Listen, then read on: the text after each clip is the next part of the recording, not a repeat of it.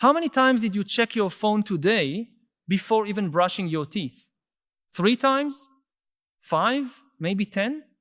And that strange sensation that comes right after, as if something were missing, as if you were late for something important that you can't even define, this restlessness isn't your imagination.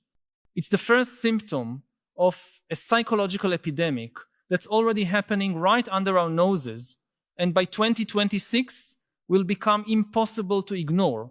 While we debate artificial intelligence and climate change, a silent crisis is devouring our most fundamental capacity, the ability to simply be present in our own lives. You probably know this person. They work beside you, maybe live in the same house as you, or maybe it's you yourself. During the day, they function perfectly. They answer emails, attend meetings, smile in social media photos. But inside, there's constant agitation, background noise that never stops. It's as if there were a television on 24 hours a day in their mind, flipping channels between anxiety about the future and regrets about the past, never managing to tune into the present moment. This person is living what we might call the first phase of the great psychological fragmentation of our era. We are witnessing something unprecedented in human history. For the first time, an entire civilization is systematically losing contact with its own inner experience. For millennia, human beings developed different forms of consciousness and self-knowledge. The ancient Greeks had the concept of gnothi seoton, know thyself, carved in the temple of Apollo at Delphi. Eastern traditions created sophisticated systems of meditation and introspection. Even tribal societies possessed rites of passage and contemplative practices that connected the individual with their inner mental landscape. But in just 2 decades, we've managed to create an environment that makes this internal connection not just difficult, but almost impossible for most people. What changed wasn't just the amount of information we process daily, but the very temporal structure of how we experience reality.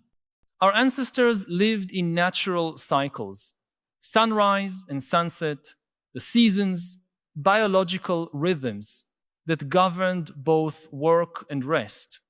There was time for contemplation because there were natural intervals in human experience. Moments of silence were a normal part of life, not something that needed to be scheduled between commitments. Today, we've inadvertently created an environment of perpetual stimulation, where every second of possible mental quietude is immediately filled with notifications, updates, or the compulsion to seek the next stimulus. The real tragedy isn't in the fact that we are more digitally connected. The tragedy lies in how this external hyperconnectivity has created a profound disconnection from our own mental processes. We've lost the ability to observe our thoughts and emotions without completely identifying with them.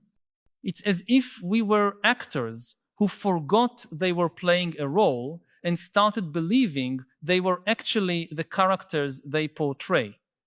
We can no longer distinguish between the observer and the observed within our own minds. This confusion between being and thinking is creating a particular form of psychological suffering that previous generations simply didn't know. It's not depression in the classical sense, nor anxiety as traditionally understood by psychology. It's something more subtle and at the same time more pervasive. A persistent sensation of existential displacement, as if we were watching our own life happen through a screen always slightly out of focus, always slightly out of sync, the algorithms that govern our digital experiences weren't designed with our mental health in mind. They were optimized to capture and maintain attention, and they discovered that the most effective emotional states for this purpose are precisely those that keep us psychologically dysregulated. Urgency, indignation, desire, social comparison, fear of missing something important. Every scroll, every notification, every update was calibrated to activate our stress response systems in small but constant doses, creating a chronic state of alert that our organisms weren't designed to sustain. The result is an entire generation living in a state of permanent sympathetic activation of the nervous system. Our bodies are constantly prepared to flee or fight threats that never materialize physically, but which our mind interprets as real because they reach us through the same sensory channels that process information about the real world.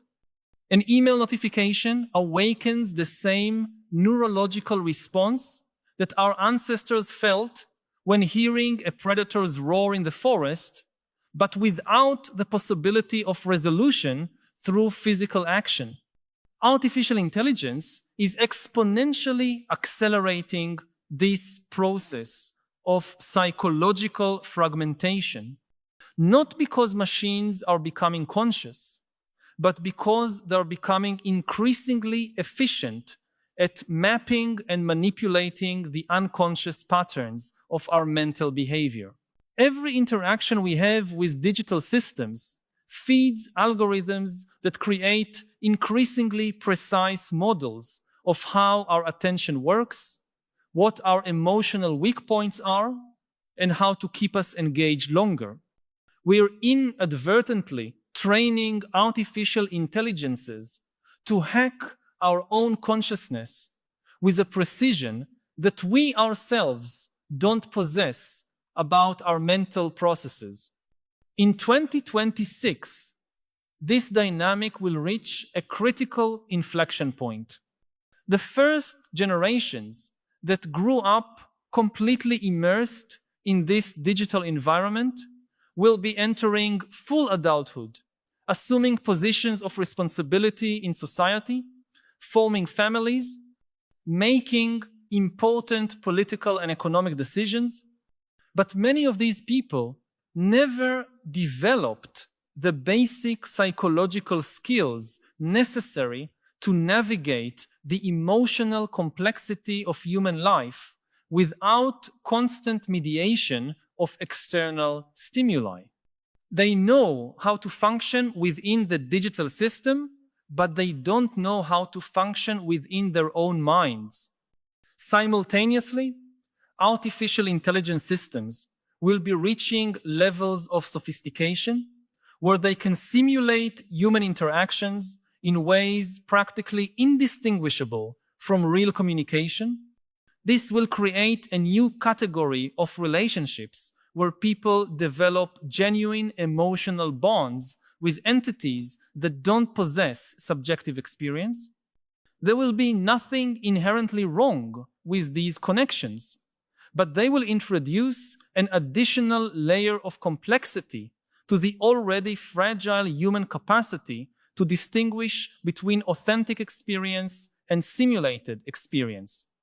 The psychological crisis of 2026 won't be a single event, but the moment when these different factors converge in a way that makes visible what's already happening underground, it will be like when you finally realize you're sick, not because the illness started at that moment, but because the symptoms that had been gradually accumulating finally became impossible to ignore. Millions of people will simultaneously reach a point where they can no longer sustain the illusion that they're functioning psychologically well just because they can maintain their external responsibilities. The signs are already all around us. The exponential increase in anxiety and depression diagnoses among young adults, the epidemic of loneliness affecting people who technically have never been more socially connected, the growing inability to sustain attention on activities that don't provide immediate rewards, the proliferation of compulsive behaviors related to digital consumption, the increase in psychiatric medication use as a way of dealing with what are essentially attentional dysregulation problems. All of these are symptoms of a broader phenomenon, the gradual erosion of our capacity for psychological self-regulation. But here's something crucial that most analyses of this topic leave out. We're not just dealing with a technological problem that can be solved through better interface design or digital regulation policies. We're dealing with a fundamental question about the nature of human consciousness and how it adapts to environments radically different from those in which it evolved. Technology is the catalyst, but the underlying problem is much deeper. Our species never developed the conceptual tools necessary to consciously navigate civilizational transformations of this magnitude and speed. For most of human history, social and technological changes happened over generations. There was time for cultures to develop practical wisdom about how to deal with new challenges. Traditions could be transmitted and gradually refined. Today, the speed of transformation is such that the life experiences of one generation are almost irrelevant to the challenges the next generation will face. We are constantly navigating completely new territory without map, compass, or experienced guides.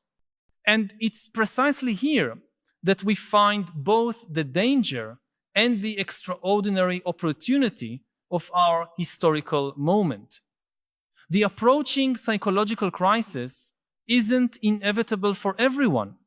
There's a fundamental difference between those who are being passively shaped by these forces and those who are consciously developing the capacity to observe and choose their own responses to them. The difference isn't in intelligence, education, or material resources. It lies in the presence or absence of what we might call metacognitive awareness, the ability to observe your own mental processes in real time. I want to pause for a moment to ask you directly, can you distinguish between having an anxious thought and being an anxious person? Between feeling anger and being defined by that anger? Between experiencing boredom and believing your life is boring? It might seem like a subtle distinction, but it's exactly this capacity for observation that will determine who navigates through the psychological turbulences of the coming years with wisdom and who is simply swept away by them. If these questions awaken something in you, if you recognize that you often confuse yourself with your temporary mental states, share in the comments, I confuse my thoughts with my identity when. Your honesty can help other people recognize they're not alone in this fundamental confusion that affects almost all of us. Metacognitive awareness might sound like an abstract concept, but it's actually a very practical skill that can be developed through specific training. It's the difference between being the main character in a movie and being simultaneously the character, the director, and the spectator observing the story unfold. When you develop this dual perspective, events in your mental experience maintain their natural emotional impact, but lose the capacity to completely define who you are or how you should respond to the world. This ability isn't new. It has been cultivated in different forms throughout human history, through contemplative practices, life philosophies, spiritual traditions, and even certain forms of psychotherapy. What is new is the urgency with which these skills have become necessary for basic psychological functioning in modern life. What was once considered an optional refinement of human experience has now become a fundamental necessity for maintaining mental sanity in an environment of unprecedented stimulation and complexity. People who develop this capacity for conscious observation don't become immune to the psychological challenges of our era, but they develop a different type of relationship with them. When they experience anxiety, for example, they can observe, anxiety is present now. Interesting. What is it trying to communicate to me? How can I respond to this information wisely instead of just reacting automatically?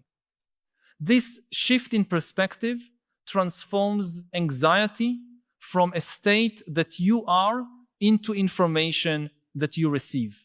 The same principle applies to all other forms of mental turbulence that will become increasingly common as we navigate through accelerated social and technological changes.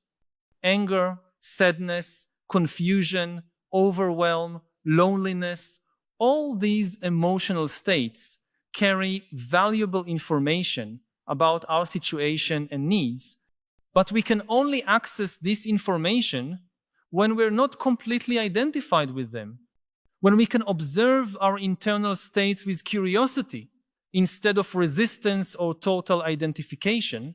They become allies in navigating complexity instead of forces that dominate us.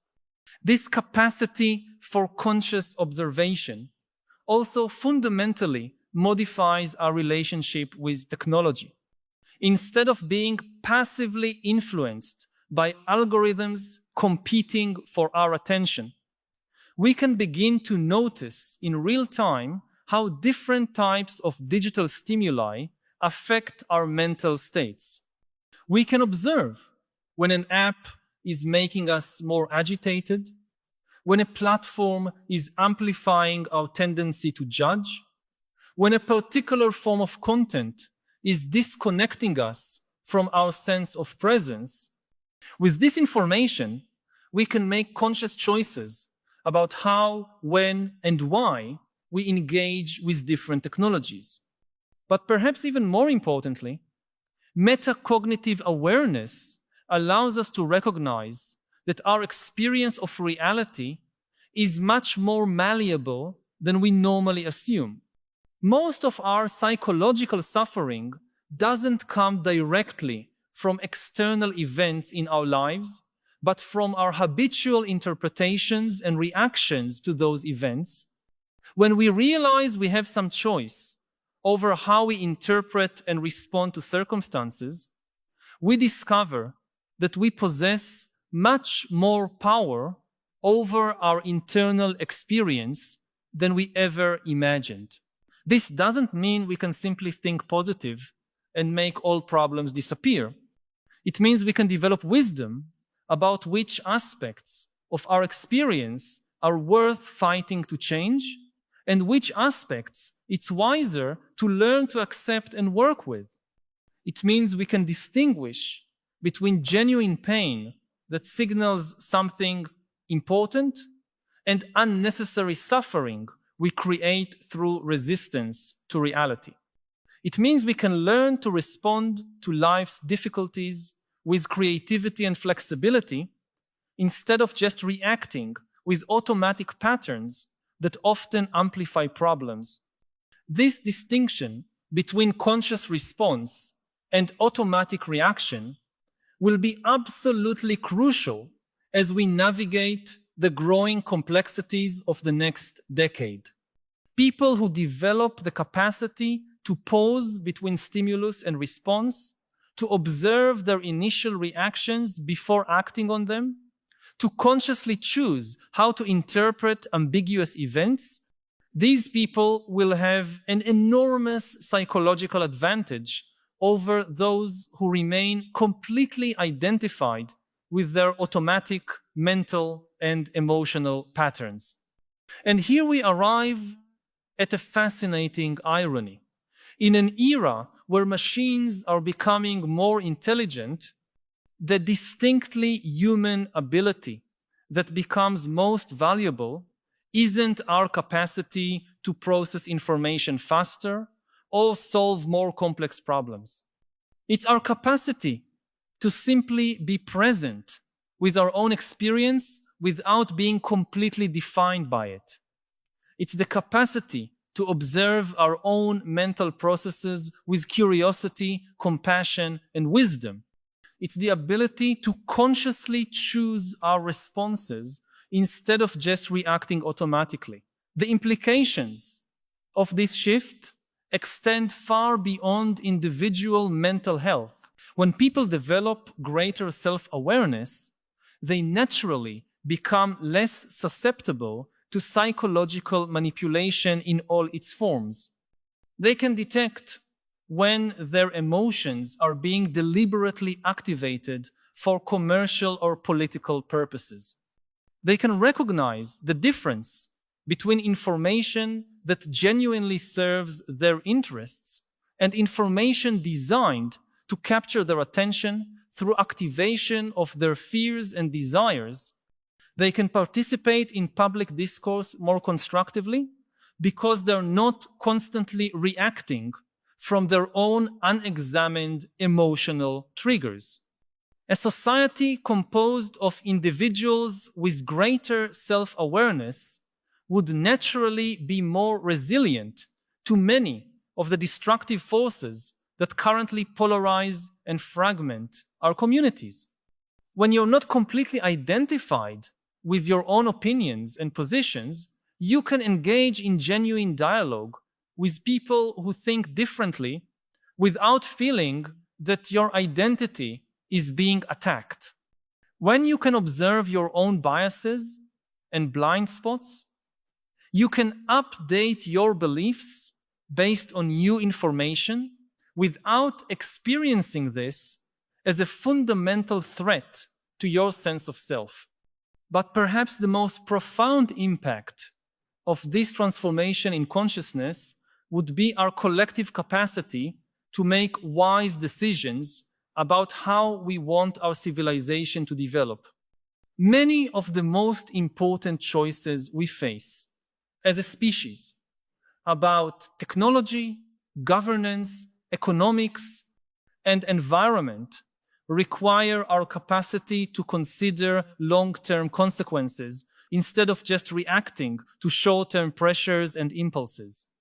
They require our capacity to act based on wisdom instead of just fear or greed. They require our capacity to cooperate effectively, even when we have significant differences in perspective. All of these capacities emerge naturally when individuals develop greater self-awareness and less identification with their automatic mental and emotional patterns, not because they become less human or less emotional, but because they develop a type of emotional intelligence that allows them to use their emotions as valuable information instead of being dominated by them. The psychological crisis of 2026 is therefore also an extraordinary opportunity. It's a moment when many people will simultaneously reach a point where they can no longer ignore the need to develop a more conscious relationship with their own mental processes. It's a moment when the limitations of living on psychological autopilot will become so evident that millions of people will feel a genuine urgency to learn self-knowledge, skills that our mainstream culture never considered. Priorities. This crisis will force our society to recognize that basic psychological education about how our mind works, how to observe our own mental processes, how to distinguish between experience and interpretation, how to develop emotional balance amid chaos, all these skills are as fundamental to basic human functioning as literacy or basic mathematics. Perhaps more fundamental, because without them, even very intelligent and educated people remain vulnerable to manipulation and make important decisions based on unexamined emotional patterns. So while the title of this video may sound apocalyptic, the reality is much more hopeful. Yes, we're entering a period of unprecedented psychological turbulence. Yes, many people will face significant mental health challenges as the pressures of our technological environment intensify. But we're also on the threshold of a possible revolution in human consciousness, where skills that were preserved mainly in specialized contemplative traditions become widely available and culturally valued. The tools to navigate through this transition already exist. They have been developed and refined over thousands of years by people who faced their own unique challenges in understanding the nature of the human mind. Mindfulness, meditation, philosophical inquiry, consciousness-based therapies, all these approaches offer practical methods for developing the capacity to observe your own mental processes without being completely dominated by them. What's new is that these skills are no longer optional for those interested in spiritual growth or personal development. They're becoming basic necessities for anyone who wants to maintain their sanity and autonomy in a world of growing stimulation and complexity. The difference between those who develop these capacities and those who don't will be the difference between surfing the waves of change with skill and grace versus being constantly knocked down and dragged by them. If these reflections have touched something you've been feeling, but perhaps haven't found words to express, know that you're not alone. By subscribing to the channel, you'll connect with a growing community of people who share your concerns and your desire for a deeper understanding of the psychological challenges of our time.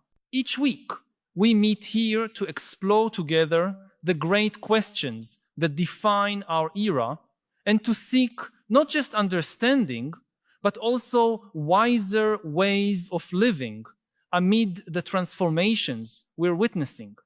This isn't just a channel, but a space for dialogue and collective growth, where we can develop together the skills we'll need to thrive in the extraordinary times ahead. Join us in this journey of discovery and conscious transformation. The question that remains is simple. Will you choose to consciously develop the skills necessary to navigate through this transformation? Or will you allow external forces to shape your psychological experience without your conscious participation? The choice is yours, and the moment to make this choice is now, before the crisis of 2026 makes this decision much more difficult and urgent than it needs to be.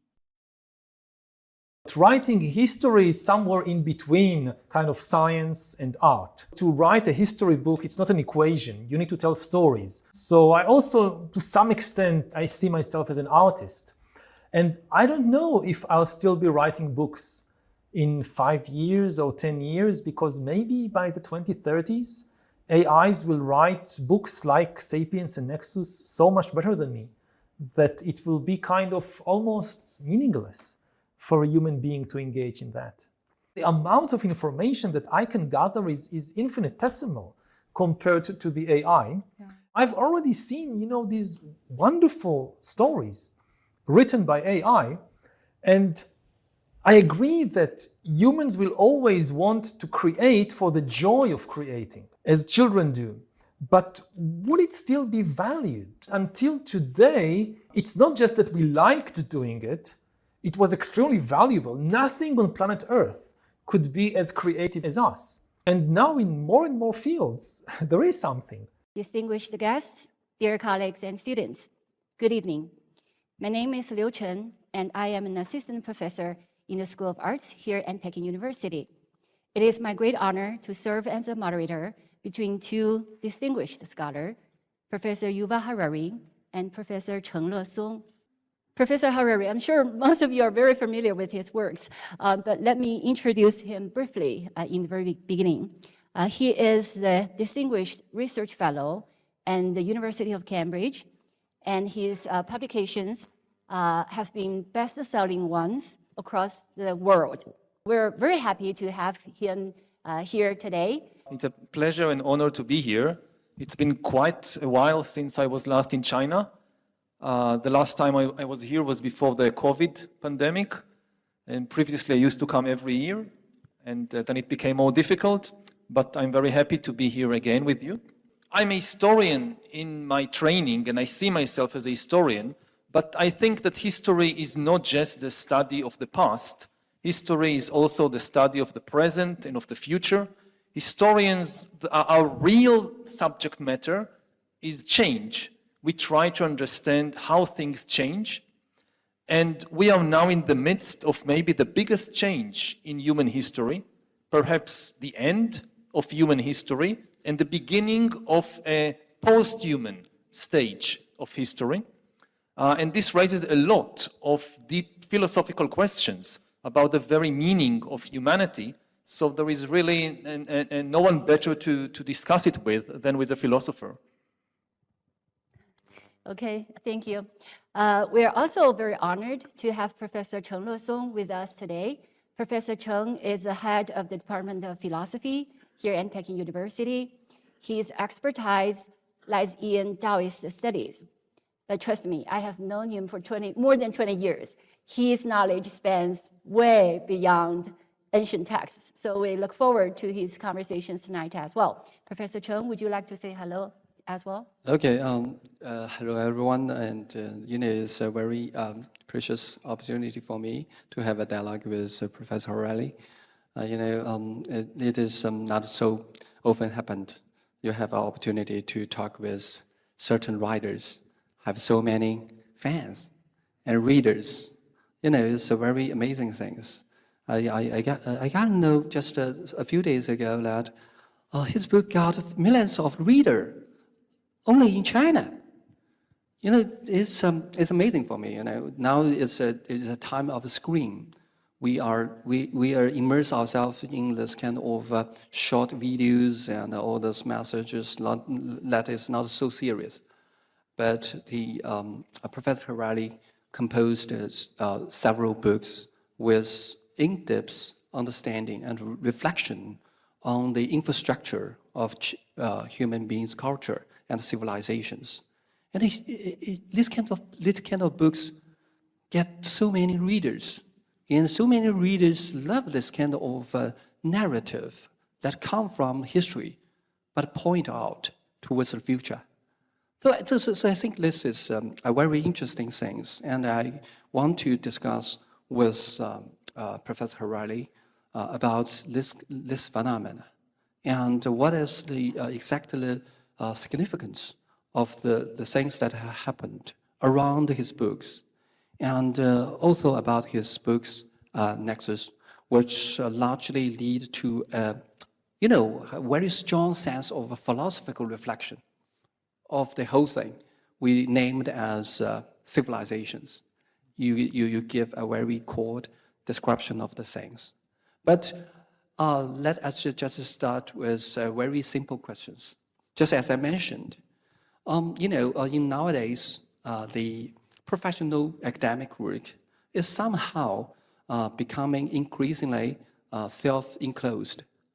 And we actually keep indifferent about the public issues and the common challenges that are shared by humankind. We just do our things in ancient texts, and we just publish our academic papers to get our salary, and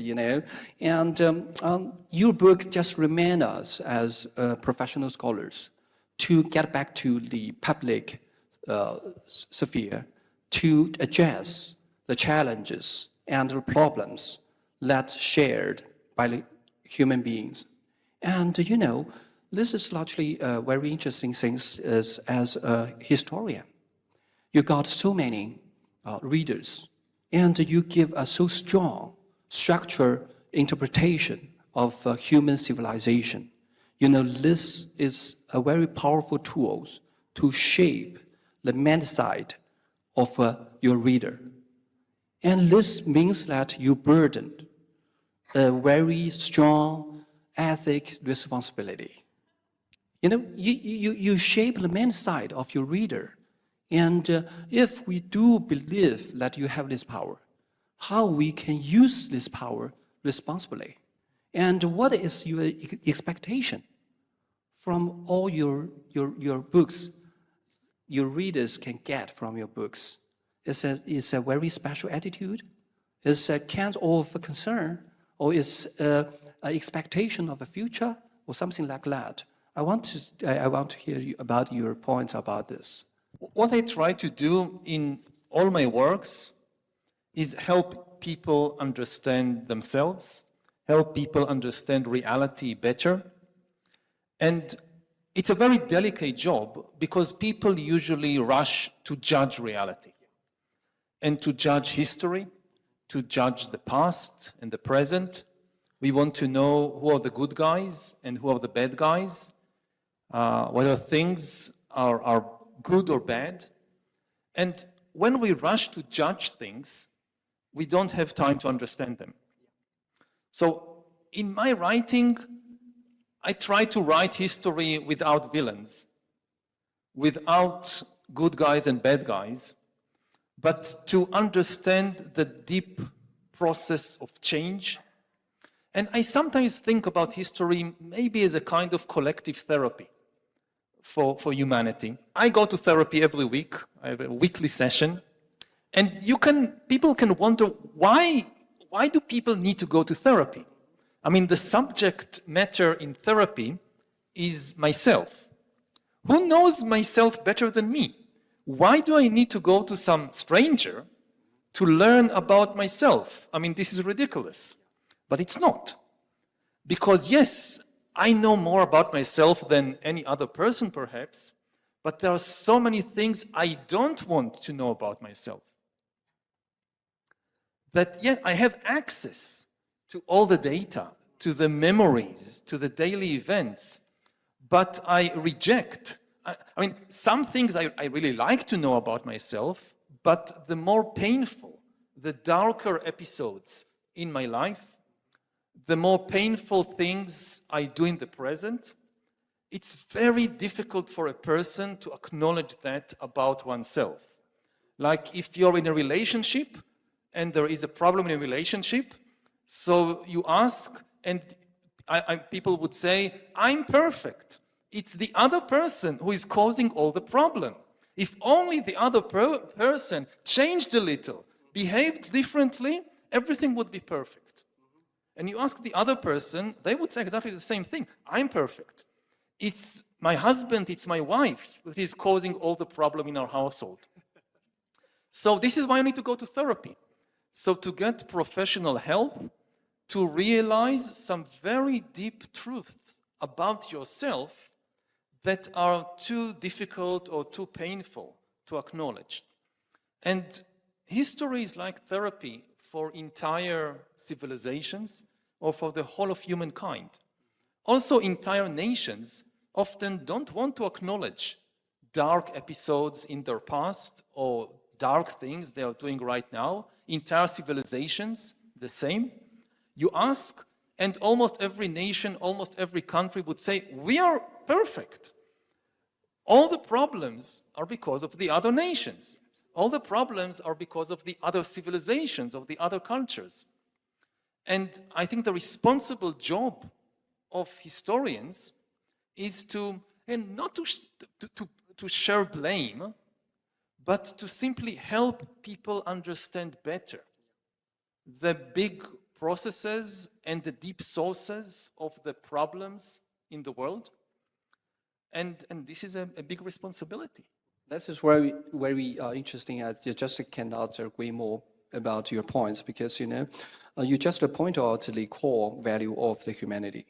The core value of humanity is not provide any accurate knowledge, not to make the word transparency. Actually, the most important thing is this.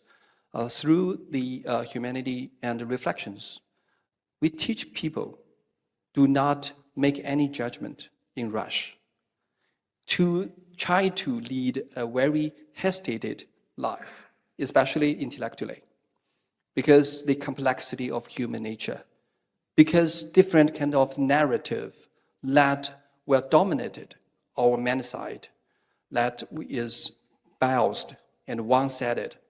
This is largely because what? Because the limitation of our perspective of understanding. And this largely lead to my own understanding of your book. I think that through all your four books, you are largely trying to give a very cautious, refined warning to us as human beings, to urge us to respect, but never blindly trust our imperfect human nature.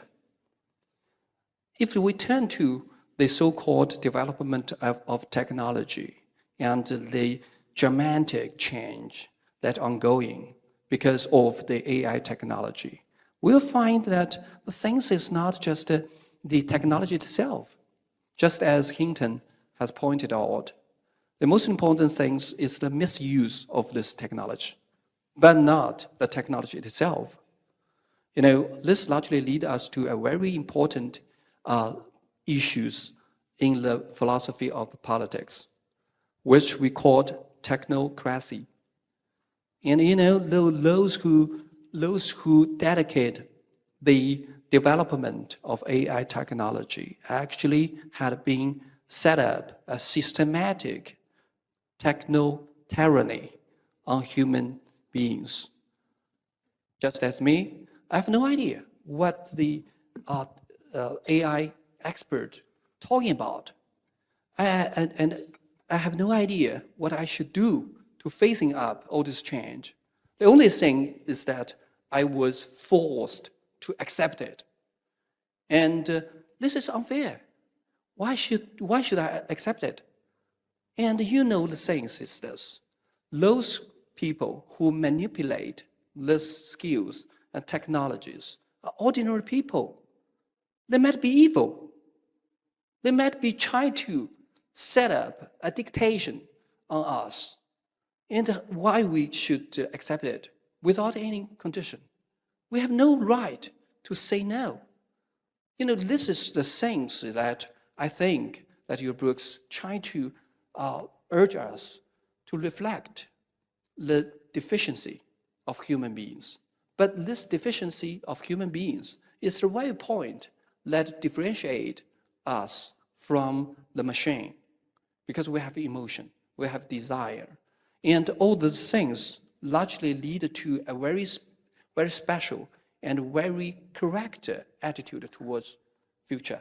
I call it moderately optimistic. You should not too optimistic, but in no way you put it in pessimistic. This is largely the things that, in my mind, to say your book just as a warning towards us.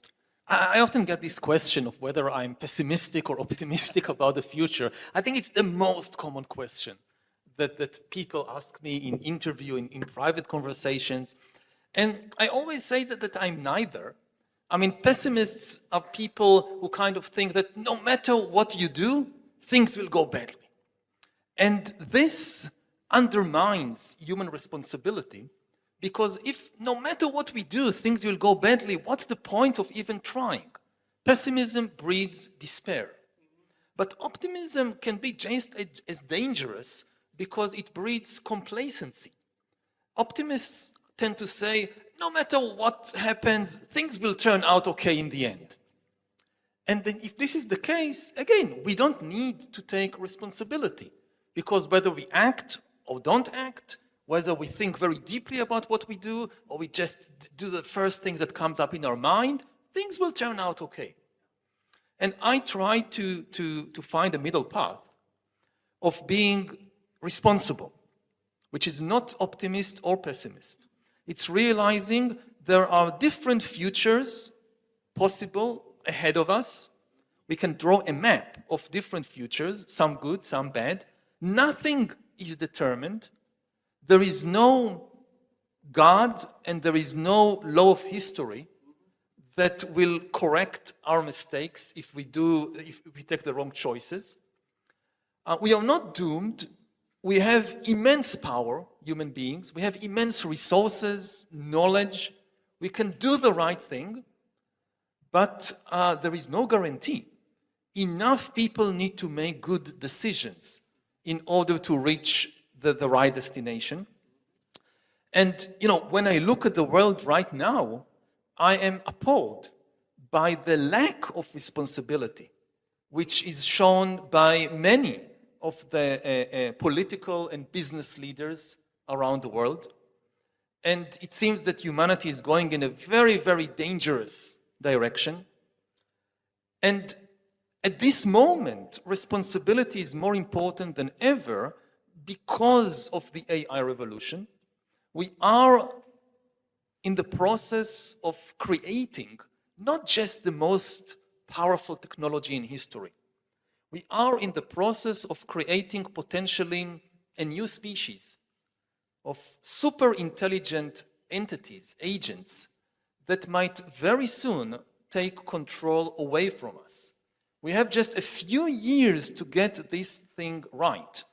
I keep telling people that AI is not like the previous technologies we have invented in history. This time, it's not just about us. Philosophers have this habit that when people invent something, so they always say, it's not about the technology, it's about the humans. They decide what to do with the technology. This was always true, but it's no longer true. We are now creating an independent agent. The defining characteristic of AI is not automation, the ability to act automatically. The defining characteristic is agency. To be an AI, a machine must have the capacity to learn and change by itself, to make decisions by itself, and to invent new ideas by itself. If it can't do that, if it only follows your instructions, if you can predict everything it will do, it is not an AI. And we are rushing to create these super intelligent agents in a very irresponsible way. And as I travel the world and I talk with the leaders of the AI revolution, I ask them two questions again and again, the same way they ask me, are you optimist or pessimist? So I reply with two questions of my own. I ask them first, why are you moving so fast? Why don't give humankind a bit more time to adapt, to reflect, to do things more carefully and safely? And almost all of them reply the same answer. Almost all of them say, we know there are huge risks. They often know it better than anybody else, the leaders of the AI revolution. We know there are big risks. We would like to move more slowly, but we can't trust our human competitors. If we move more slowly and the other company or the other country doesn't slow down, they will win the AI race, and then they will dominate the world, and the world will be ruled by the most ruthless people. We cannot allow this, so we must move faster. And you then talk with the competitors, they say exactly the same thing. So everybody says we can't trust the other humans. Then I ask them the second question.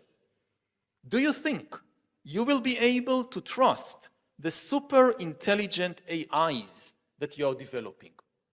And the same people who just explained to me why they can't trust other humans suddenly say, oh, we think we could trust the super intelligent AIs, which I think is borderline insanity. Because, with humans, we know we have trouble with humans, but we also understand them to some extent. We know quite a lot about human psychology and biology. We have experience in history, not just of violence and war, but also in building trust. 100,000 years ago, humans lived in tiny bands of a few dozen individuals, couldn't trust anybody outside their band. Now we have nations like China with 1.4 billion citizens who cooperate on a daily basis. We have a global trade network connecting even different countries. So we have some achievements in building trust between humans. With AIs, we have no experience. We are just creating them. We already know they can lie and deceive and manipulate. We have no idea what will happen when we release millions of super intelligent AIs to take control of our financial system and military system and culture.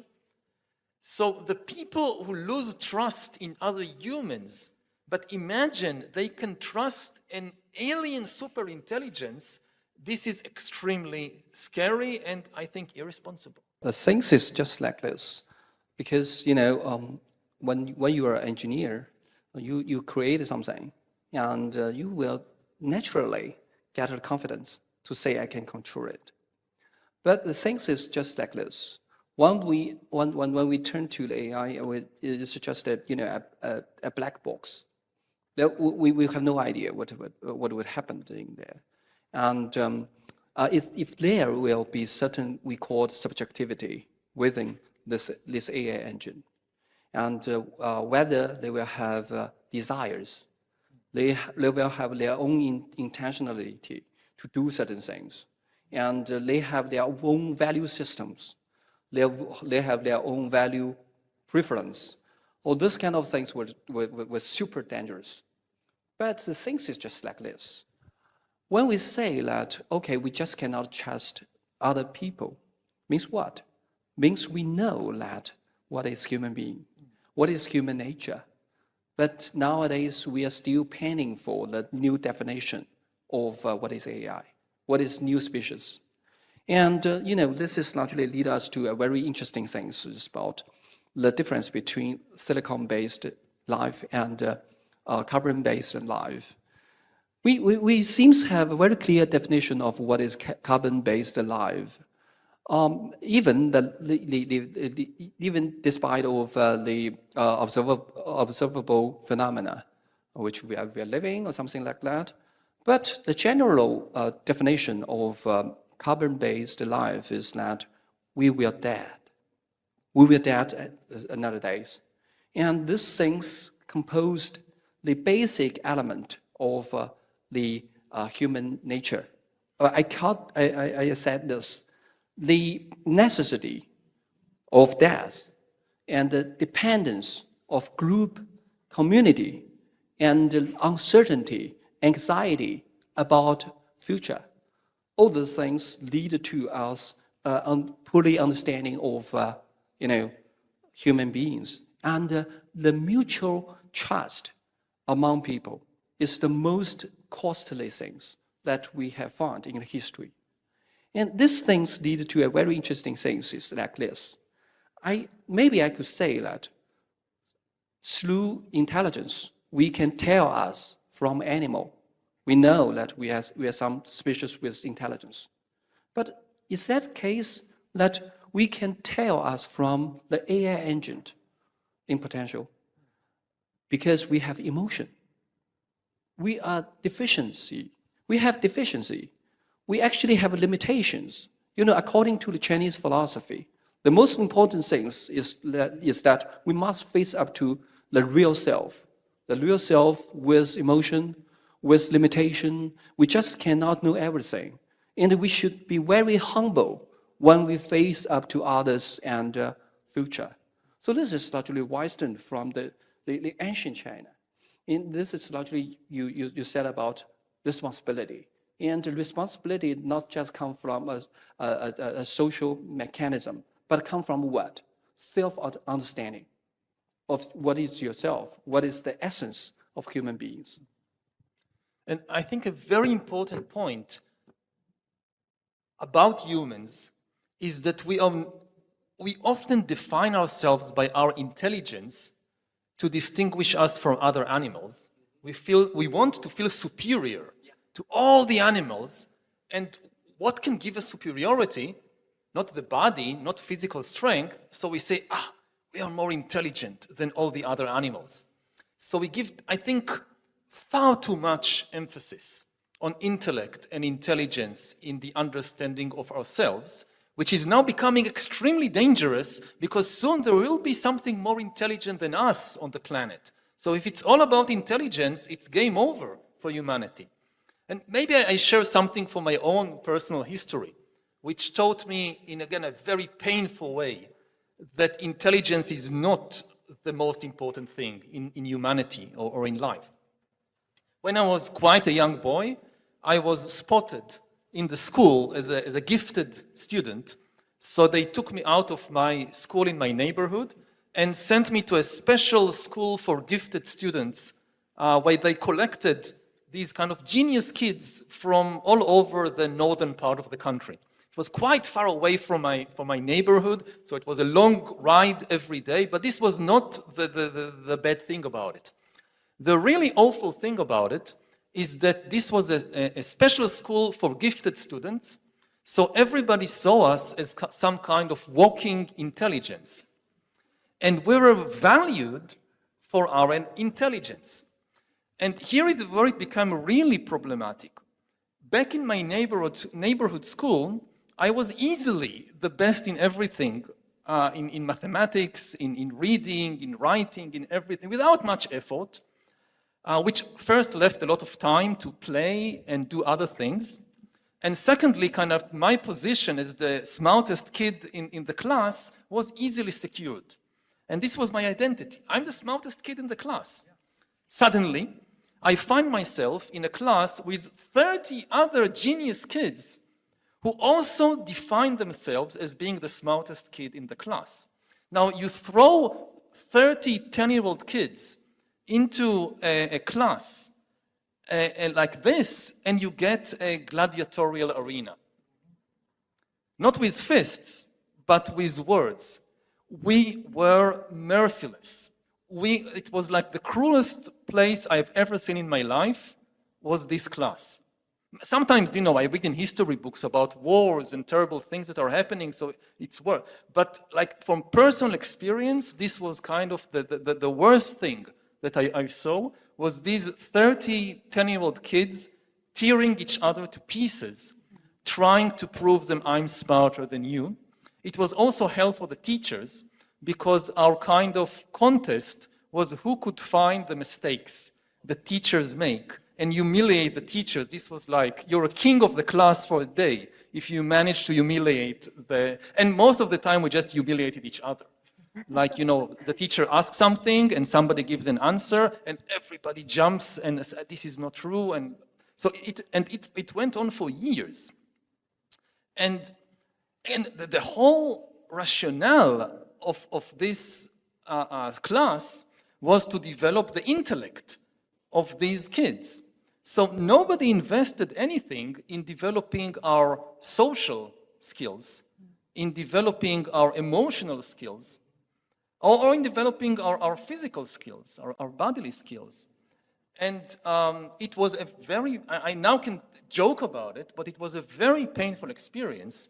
You know, after being for 10 years in this environment, as teenager, we came out with quite developed intellects, but with horrible social skills, which made, I know some of the people who were in that class, and they still carry deep scars, injuries from that time.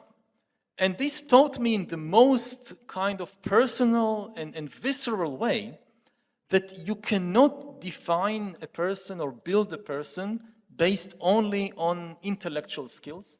There are much more important things, that ultimately humanity is about feelings and not about thoughts. Maybe if I have more time, I'll say something also about, I said something personal. Now let's kind of open it to the grand vision of human evolution. You know, originally, we humans, our ancestors at least, were worms crawling on the ground or in the mud.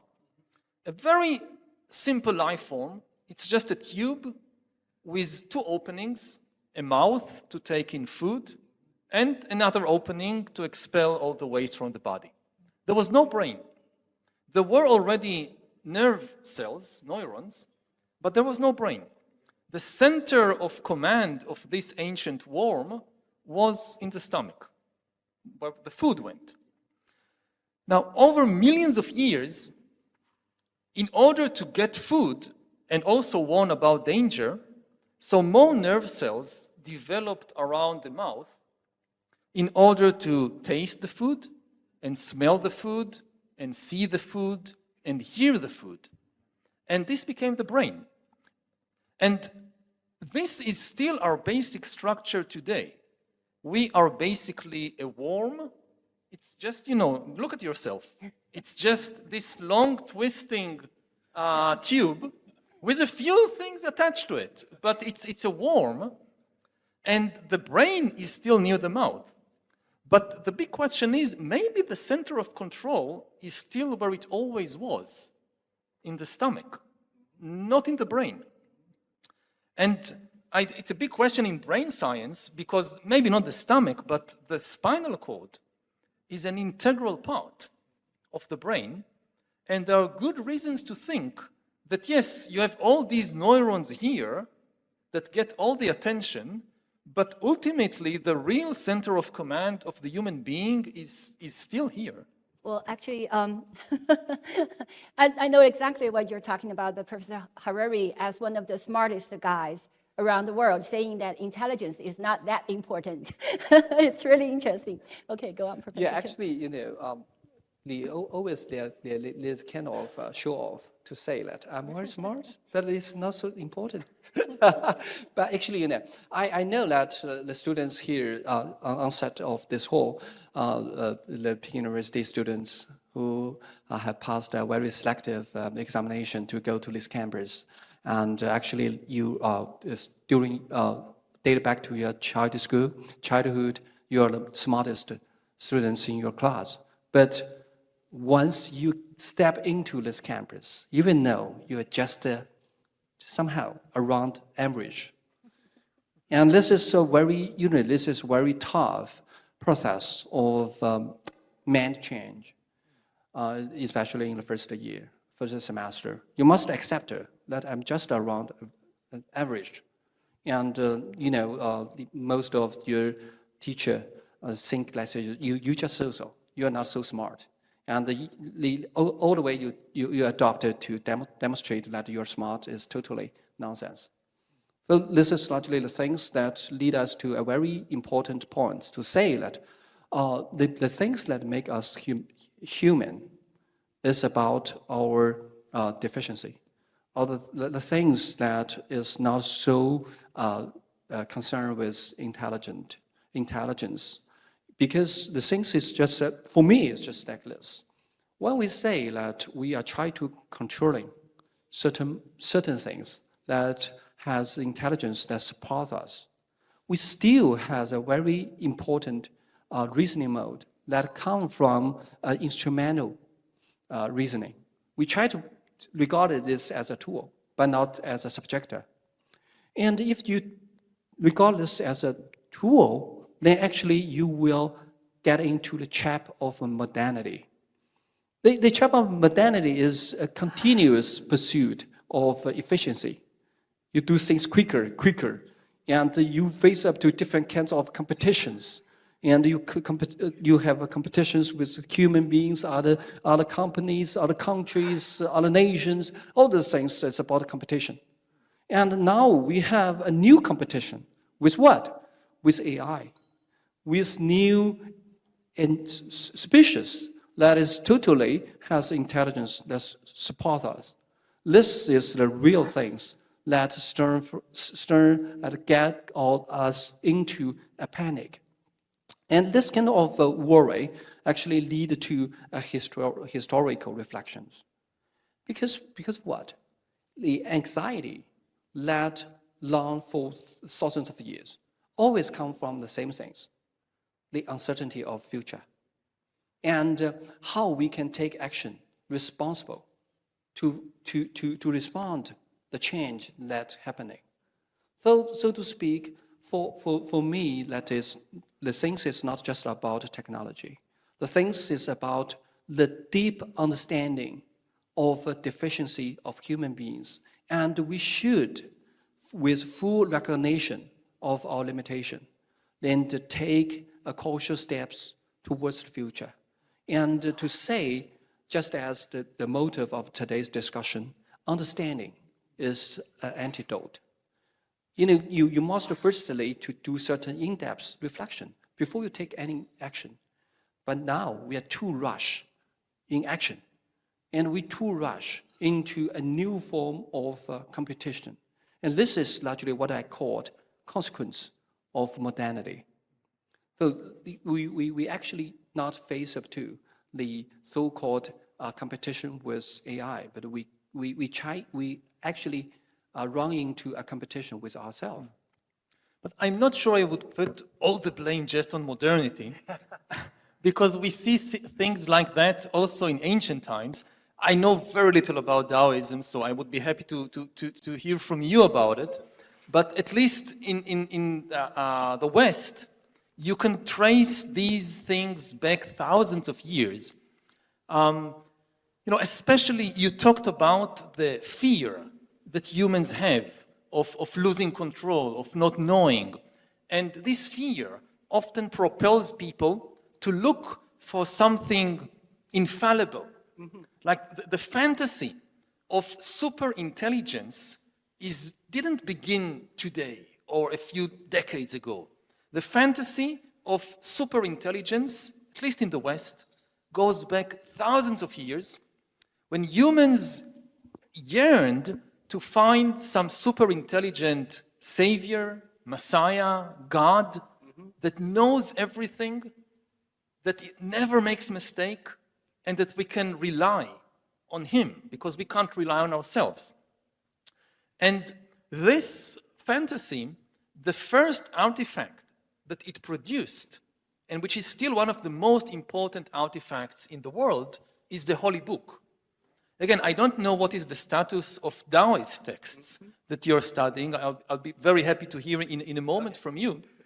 But in religions like Judaism and Christianity, ultimate authority is invested not in any human being, like a priest or a rabbi or something. Ultimate authority is invested in an artifact, a text, which is supposed to be super intelligent, never makes a mistake. Now, of course, until today, there was always one very big problem with texts like the Bible. They can't talk. They can't answer questions. So here I am, believing that this text is perfect intelligence, never makes any mistake, but I have trouble understanding the words. It's not written very well. There are too many meanings to the same sentence. I'm not sure which meaning is the correct one. Or maybe this text was written 3,000 years ago when people were farmers. Now I have like a modern business. I'm not sure how to apply the lessons of this text to the new reality. So what do? I ask the text, it doesn't answer. So I need a human to interpret the text for me. and then a class of humans emerge which are experts in interpreting the text, and they become the real authority in society. These are the rabbis and the priests. Now, something extremely interesting is happening right now in the world, at least of these religions, that suddenly the text can talk, because you can give an AI to read the Bible and all the other religious texts. I mean, over thousands of years, if I take the case of Judaism, rabbis didn't just read the Bible. They wrote thousands and thousands of commentaries on the Bible, and commentaries on the commentaries, and commentaries on the commentaries on the commentaries, which all became sacred. And your position as a rabbi, you're a big rabbi if you know more texts, and you're a little rabbi if you know only a few. No rabbi was able to read and remember all the texts. Impossible for a human. But AI can. For the first time in the history of Judaism, there is something on earth that can read all the texts of Judaism, everything written by every rabbi in Poland or Yemen like 800 years ago. It read everything. It remembers every single word. It can find connections and patterns in the holy texts that no rabbi can. Will it become the new authority in Judaism? Now, if you have a question and the AI says, oh, this is the answer, it can give you like pages on pages of proof from holy books. Now, if a human rabbi says, don't listen to this AI, it's a soulless machine, the problem, at least in Judaism, is that the authority is invested in the text, not in the human. So if an AI finds arguments in the text, the rabbis cannot just dismiss because it's the argument, because the text has authority. Now the word speaks. AI has mastered language. So it's interesting. This is kind of my perspective as a historian on all this. How it's not just modernity. It's the whole of human history which is feeding into this AI revolution with very unexpected consequences, maybe.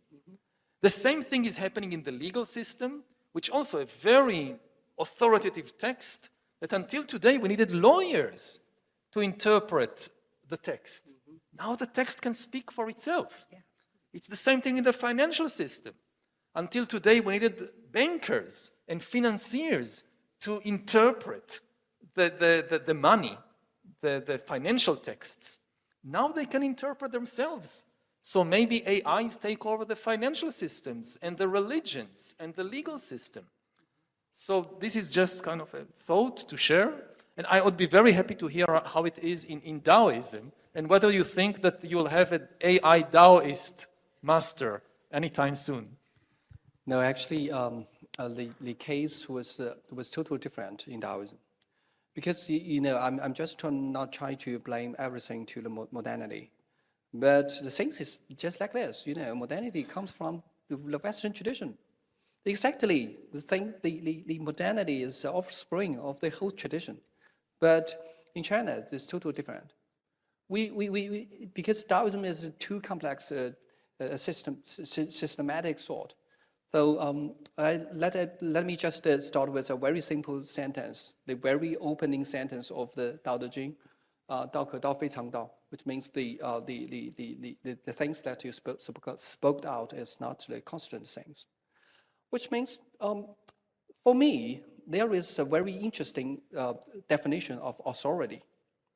You just mentioned of authority, which is always character. And for us Chinese people, along with the Taoist intellectual tradition, we actually have the two pre-assumptions. The first thing is, as common human beings, we have very clear limitation of our rationality. We just cannot say we can control or grasp the ultimate truth of the cosmos, of the whole thing. And this is because what? Because we are human beings. And then, is there any authority that we can rely on? that seems always correct. Yeah, we have certain kinds of memory of those things. Sagehood. There is golden age, governed by the sages, and the sages know the exact internal mechanism of the so-called cosmos. But the thing is just like this. Things change. For Taoists, everything changes, everything floating. And you just cannot say there is one set regulations and rules who can run all the way of the history of human beings. So the thing is that you must depend on the original text, but you just cannot just rely on it. You read into it and you get something back, and then you have a try of what you learned from it. And this does not mean you have the always correct regulations and rules that behind you. So to speak, the most important thing is that for Chinese people, especially for Taoists, we must keep open-minded towards the change, towards the ultimate rules of the cosmos, which we could say this: the cosmos is an eternal Sphinx riddle for Chinese people, especially for Taoists.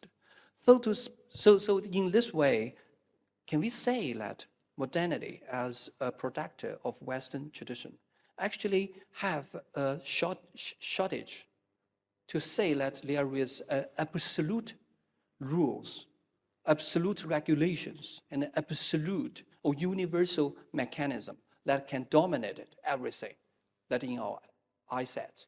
But for Chinese or traditional Chinese thought, there is no such things. The universal correctness, the ultimate truth, there's nothing of that. Because you just look at the cosmos, everything changes. There is a totality of the cosmos, but there is no so-called ultimate and universal things that you can grasp and you can get. And this is why I just mentioned why Chinese people always keep humble to the change. And we always try to do things in a detour of learning and practicing. We're learning something and we put it in practice, and we got reflections, and we back to the text again, and then we take action according to my learning or learning from the text. So this is largely very Chinese style. And this is why I called Chinese style actually very different from the Western counterpart. And this is why we could find certain therapy of the problem of modernity that we can draw from the Oriental sources, Oriental thought. So this is largely why we should do certain expansion of our intellectual views through mutual learning and mutual understanding, I think. And similarly, in Buddhism, there is also a lot of similar arguments to what you just mentioned from Taoism, that we need to acknowledge the limitations of humanity. There are no absolute truths that you can hold on to. Everything is empty. And you need to rely on practice and not just on some text that says something. And then they memorize these texts again and again and again. And you go to monasteries and you see even monks and that their main practice is memorizing texts. And the authority in the religion becomes the authority of the experts on the texts. And the texts say, don't rely on texts. And this is what the experts on texts will say to you. And, you know, there is a very famous Buddhist story about a monk who meditated in a forest, and there was a parrot living near where the monk was meditating. And the monk wanted to protect the parrot from danger. So the monk told the parrot, be careful. In this part of the woods, there is a hunter that comes every now and then. The hunter will spread grains on the ground. You'll see the grains, you'll get attracted to the grains. When you go for the grains, he hid a net, and the net he'll spring the net, he will capture you. So parrot, be careful, a hunter will come. And the parrot, and the monk kept repeating this warning, parrot, be careful, a hunter will come. And the parrot, as a parrot, learned this warning. And the parrot would sit there on the tree and just repeat all day, parrot, be careful, a hunter will come. Parrot, be careful, a hunter will come. And one day, a hunter came. And the hunter spread the grains. And the parrot got attracted to the grains and went to eat the grains. And the hunter sprang the trap, and the parrot was captured. And all through that process, and even when the hunter was holding the parrot in the hand, going to kill him, the parrot kept saying, parrot, be careful, a hunter will come. You mentioned a very interesting things is about what? For me, the things is just like this. I think the fundamental part of, just you mentioned, the gap between theory and practice. It's about what? It's about our basic need as human beings. I think that our fundamental need is the need for order. The order, the understanding of the outside world. And this kind of understanding actually lead us to set up our intellectual man side somehow. But, when you run into a real life, you must somehow compromise with your immediate demand. And this compromise actually be part of your daily life. And you just cannot say, because there is a gap between theory and practice, to say that there is no use for theoretical understanding of the whole things. But what I try to say is that the foundation of order is we are longing for meaning. We must know what we are doing. You just say that we do some things. We must have our intention, and where come this so-called intention? I say we have a systematic understanding of what is meaning, and this meaning actually on the basis of order, the acknowledgement of the order, and this order actually lead to so-called knowledge. This logic lineage actually lead to my very simple conclusion, to say despite of the gap between the theory and the so-called practice, we should still respect the capacity of reflection and the theoretical construction. Because what? Because there is a balance between these two. And you must go back to theoretical reflections to keep you somehow distance from the wrong, misleading actions. So human beings so complex. We just cannot say we have one extreme. Though just as I mentioned, for Chinese philosophers, the most important thing is what? Is balance between extremes. But not to say, okay, there is a gap, so we must have a certain kind of solution for it. But what do we do in the present moment in history when, for thousands of years, philosophers could have debates like this? And it was important to some extent, but it was not all that important because the world went on. Humans created various orders, and the orders collapsed, and they created a new order, and the new order was maintained for some time, and it collapsed. And this is how it went for thousands of years. And at least my fear is that we have reached the end of the road, and that whatever wisdom we have accumulated from thousands of years of philosophy and from thousands of years of history, it needs to manifest now, or it's too late. That like all the big questions of philosophy are now practical questions. We have, I don't know how many years. Some say 5 years, some say 10 years, some say 15 years before what the experts called AGI. artificial general intelligence, not this little AI that you have on your smartphones, the DeepSeek or the ChatGPT, but the artificial general intelligence, which will be more intelligent than humans, not in a specific field, but in all fields. And once this happens, the ball is out of our hands. It's like we are having this discussion, and astronomers tell us that they spotted a fleet of spaceships coming from some other solar system. According to the calculations of the astronomers, these aliens will land on the planet in between 5 and 15 years. We don't know much about them. Maybe they're nice. Who knows? Maybe they'll help us solve cancer and overcome climate change, and maybe not. But we have 5 to 15 years to think what we are doing. And this is the time that I think all the wisdom traditions of humanity, again, developed over thousands of years, what do they tell us? What do they tell us about this specific moment in history, which is, I think, different from previous moments, because the process of change, of course, things will continue to change, but maybe not for humanity. Maybe this is kind of the last station for humanity. Actually, just one word. You can close the whole discussion.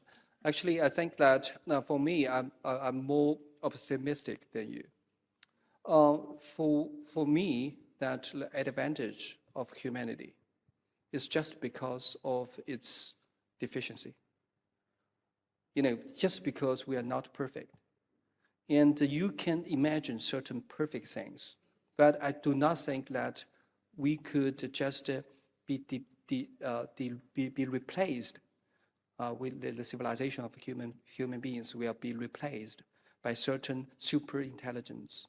Because what? Because we have emotions. But I just cannot imagine how silicon-based life have imagined, have desire, have intention to just to remove us, to set up a kind of governance on human beings. Because what? Because we have desires, because we are somehow has a very strong sense of shortage, strong sense of deficiency. So this is largely the only things that in my mind that might be more optimistic than you. I'm not sure how much time we have, but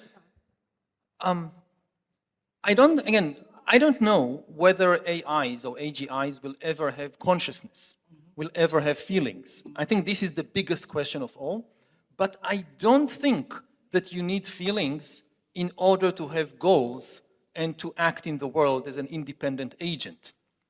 AIs, you give them a goal, or they develop a goal, then they do things to reach the goal without any emotions or desires. If you have a self-driving vehicle, you can give the vehicle the goal, get me as fast as possible to the train station, and the self-driving vehicle on the way would run over people. Because I gave it the goal, get there as fast as possible, and forgot to tell it, but don't kill anybody on the way. So, and similar, we have so many examples. That the most famous example is what happened on social media.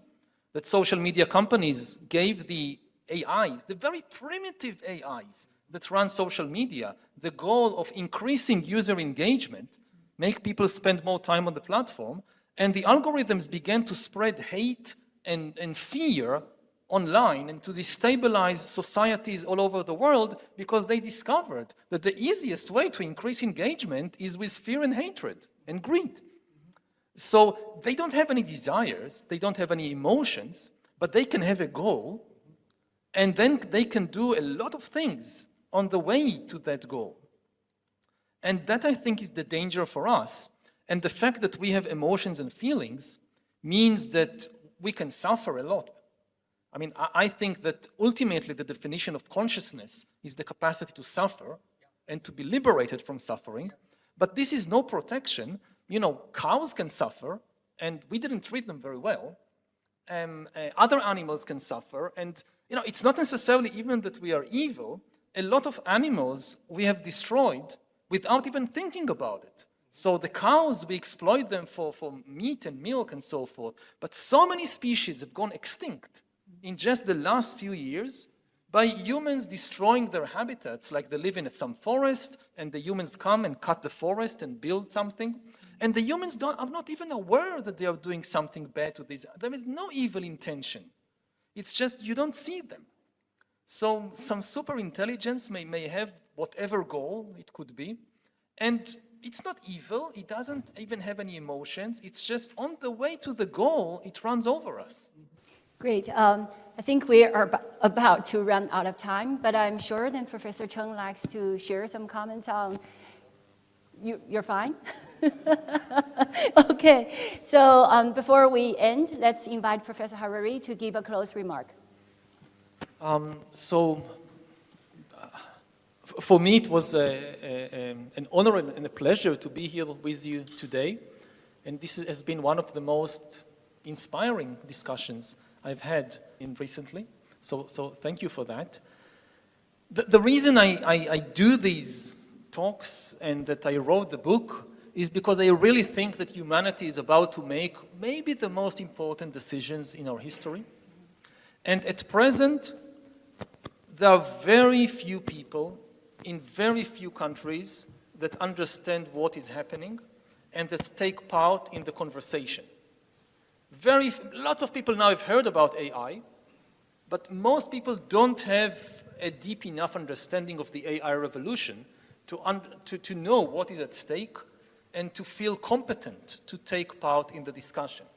So I can't tell people what would be the solutions or what policies to adopt. My understanding is also very limited. My goal is to give many more people in many more countries a basic understanding of what is the AI revolution, what is at stake, so that millions of people in numerous countries will feel motivated and competent to join the conversation, so that we can hear more opinions, more interests, more worldviews, and thereby hopefully reach a better decision. At present, the people who really understand and take the decisions, they are not even elected representatives of anybody. They are mostly these leaders of the big AI companies. And this is dangerous for humanity. So that's my motivation, and I hope that you will feel motivated and competent to take part in the conversation, because it's the conversation about your future also, about everybody's future. My other remark is that I noticed that there are several people here that read my books, that maybe are my fans, and I know from previous, I have historical knowledge, so I know what happens at the end of the event, that lots of people come and they want to sign books and take selfies and so forth, and unfortunately I don't have the time to do it because I have to rush to another event. So I would leave you with something better than my signature and better than my picture, which is really part of me, it's my atoms. Just as a final thought for reflection and about the interconnectedness of everything, we have sat here together in this beautiful hall for an hour and a half, breathing all the time, and the air mixes our breath together. So a lot of the atoms that were inside my body an hour and a half ago are now in your body. And a lot of the atoms that an hour and a half ago were in your body are now in my body. So in this way, we have shared something even more important than a signature or a picture. Thank you. Thank you very much. What I try to do in all my works is help people understand themselves, help people understand reality better. It's a very delicate job because people usually rush to judge reality and to judge history, to judge the past and the present. We want to know who are the good guys and who are the bad guys, whether things are good or bad. When we rush to judge things, we don't have time to understand them. In my writing, I try to write history without villains, without good guys and bad guys, but to understand the deep process of change And I sometimes think about history maybe as a kind of collective therapy.